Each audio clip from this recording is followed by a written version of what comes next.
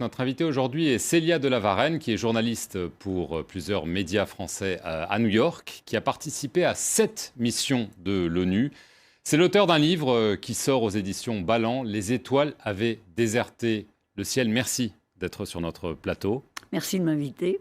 Alors ce récit, il va du Cambodge au Timor, de la Bosnie au Libéria. Il raconte souvent le dessous des cartes de ces missions de l'ONU. Ce n'est pas très reluisant, il faut bien le dire. Vous avez notamment été très investi dans la lutte contre le trafic sexuel, contre les abus sexuels dans des zones à risque. Vous parlez notamment dans les 2 chapitres sur la Bosnie et le Libéria. Évidemment, ce sont des choses qui ont beaucoup touché l'ONU ces dernières années, notamment en Centrafrique. D'après vous, une question très simple mais difficile, est-ce que l'ONU se soucie véritablement de cette question? Bon, moi, je vais me faire des ennemis. Non. Non. Parce que si l'ONU s'en souciait, vu le nombre de fois où, à mon petit niveau, j'ai dénoncé ce genre d'agissement, ces abus, je veux dire, on aurait fait quelque chose. Or, on n'a rien fait. Je me souviens, en rentrant de Bosnie, j'étais passé voir le patron des opérations du maintien de la paix, qui était monsieur Jean-Marie Guéhenno, et je lui avais dit, écoutez, si vous voulez, le programme que j'ai créé en Bosnie, on peut le dupliquer sur pas mal de missions. Et je peux vous assurer, je ne dis pas qu'il n'y aura plus du tout d'abus sexuels, mais en tout cas, ça deviendra beaucoup plus difficile. Il m'a regardé, il m'a dit, ben non, ça ne nous intéresse pas. Vous comprenez, peut-être que ça va empêcher les casques bleus d'exercer leurs droits de l'homme. Alors je lui ai demandé quand même ce qu'il en était des droits des gamines et de ces jeunes femmes qui sont utilisées par les casques bleus, mais pas seulement, par les organisations internationales, j'attends une réponse. Alors d'après vous, est-ce que c'est parce que ça peut compromettre la diplomatie dans certains cas? On voit que vous avez un caractère bien trempé à travers votre récit. C'est des missions délicates dans des pays qui sortent de conflits, où le conflit est parfois encore là, et on se dit finalement que les questions d'abus sexuels par des soldats, c'est pas si grave. Écoutez, moi je pense pas de cette façon-là. Je pense que... J'ai bien compris, mais est-ce que vous pensez que c'est ça non. qui suscite ce genre de réponse? Alors je suis pas sûre. Je me suis toujours demandé pourquoi. Alors j'ai plusieurs... je ne dirais pas réponse, puisqu'on ne m'a jamais répondu. Je pense que dans un premier temps, l'ONU pense que si on prend des mesures, parce qu'on peut les prendre, ces mesures, pour que les soldats et les civils, parce qu'il y a aussi des civils, ne se comportent plus comme des voyous et comme des criminels, parce que dans certains pays, le viol, c'est puni de 15 ans de prison, ils n'auront plus, les pays contributeurs de troupes n'enverront plus de casque bleu. Ce qui me fait rigoler doucement. Parce que pour chaque casque bleu, je ne me souviens plus vraiment de la somme, mais je crois que les pays touchent entre 1 290 $ par casque bleu. Donc quand même, ça rapporte, d'autant que le soldat va être payé 20 $ par mois.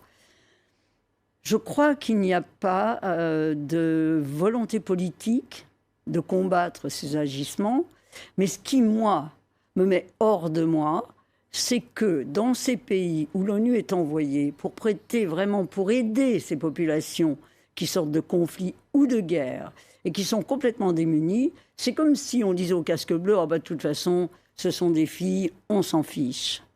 Eh bien non, on ne s'en fiche pas.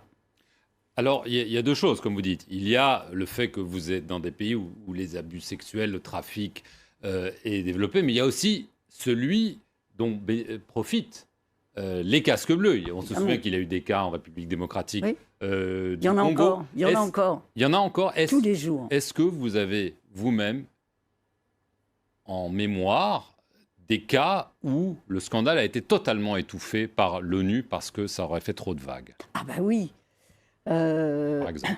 En Bosnie, nous avions...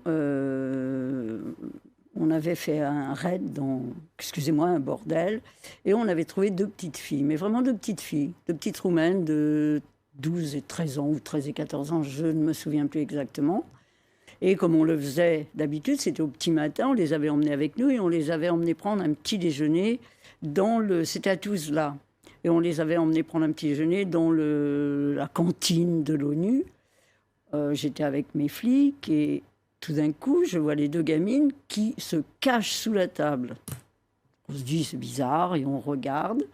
Et on voit 2 soldats, pas de soldats, il n'y a pas de soldats, 2 policiers pakistanais. Finalement, on les fait sortir de sous la table et avec un interprète, elle nous raconte l'histoire. Ils avaient payé pour passer la nuit avec ces gamines. Ils les avaient lacérées à coups de rasoir, forcées à avoir des relations sexuelles avec des animaux. Et comme elles n'étaient pas assez dociles, selon eux, elles avaient été ensuite violées par les gardes du corps du trafiquant. Et vraiment, ça nous a donné la nausée. Donc, on l'a signalé. Moi, j'ai signalé à mon boss, Jacques-Paul Klein, qui était vraiment le chef de la mission et qui était dur, hein, et qui était furieux et qui voulait les virer, enfin les renvoyer. Ben, le lendemain matin, ils avaient quitté la mission. En catimini. Ah ben oui. Et... Oh, on les a jamais... Enfin, si, ils doivent être sur notre mission de la paix, hein, parce que ces gens-là, on les transfère. Alors, pourtant, on a vu le secrétaire général de l'ONU, Ban Ki-moon, affirmer qu'il y aurait une tolérance zéro, qu'on allait nommer les... Non. Écoutez, moi j'ai vu arriver au Libéria une femme, la tête bien pleine de cette fameuse tolérance zéro. Alors évidemment, elle venait 3 jours à Monrovia, elle allait pouvoir repartir dans son petit bureau en disant « j'ai vu le Libéria ». Je lui ai posé des questions, je lui ai dit « écoutez, nous, quand on a quelqu'un qui viole une petite fille, il se passe quoi ?» C'était en 2004, nous sommes en 2016. J'attends encore la réponse. Rien, il n'y a rien. Le problème, c'est que l'ONU, en tant que telle, ne peut pas sanctionner. Il faut que ce soit les pays d'où viennent ces soldats ou ces policiers qui le fassent. Oh oui, c'est facile de dire ça, franchement. C'est vrai.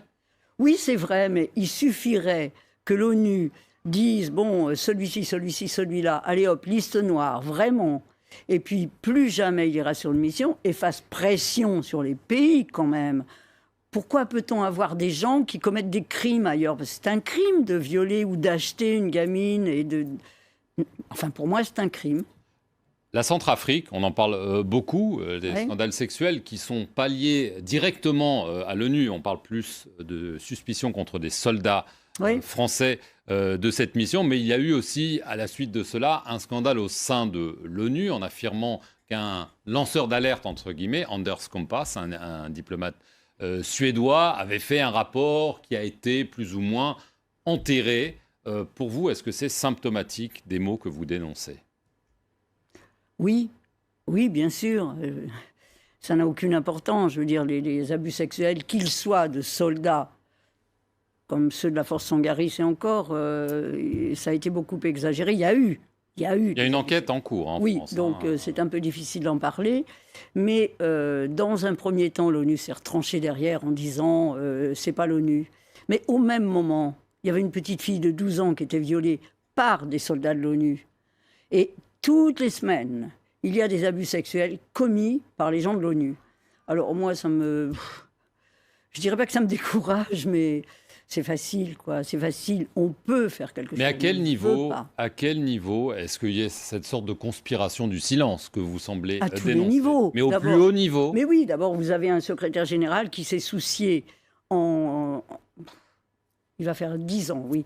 En 10 ans, il s'est beaucoup plus soucié de son image personnelle que de l'image de l'ONU. Il fallait pas, mon Dieu, il fallait pas qu'on parle de lui en mal, il fallait pas.